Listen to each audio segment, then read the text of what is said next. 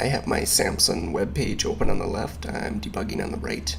I'll go to the index page and copy the menu, both nav elements for the mobile menu and the menu that appears on the other pages. I'll copy that between the header and main elements. I will paste the menu.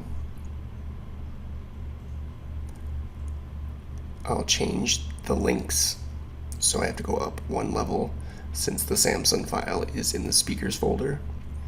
As I do that, the errors noted by PhpStorm go away.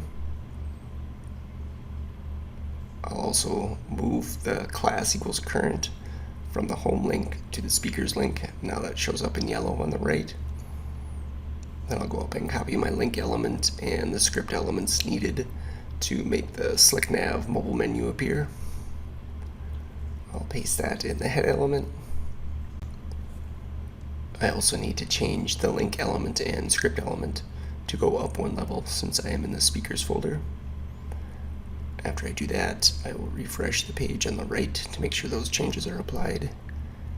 And if I make the page narrower, you'll see that that mobile menu appears and my page is responsive.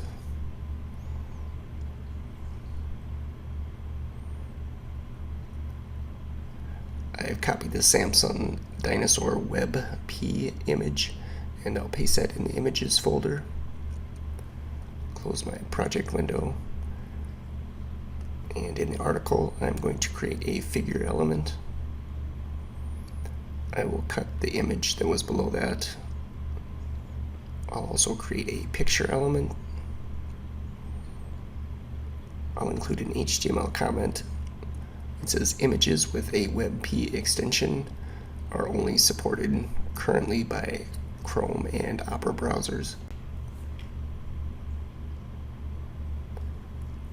Next, I will create a source element with the type of image WebP.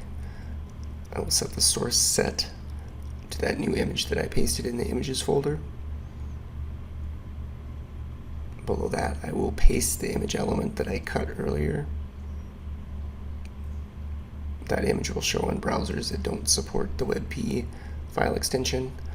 Below that, I will create a fig caption element. It says Scott Sampson and friend.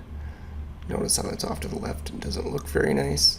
So I will go to my speakers.css file in my styles folder.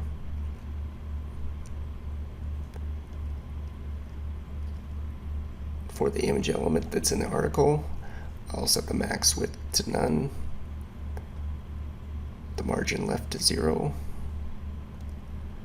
and for the figure that's in the article element, I'll set float to right, margin to 0.5 em on the top, 0 on the right, and 1 on the bottom and left.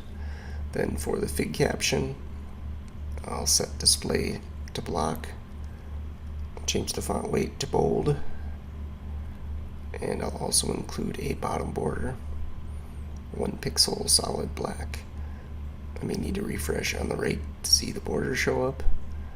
Now I have my figure and new image formatted. I'll close the style sheet and close the web page.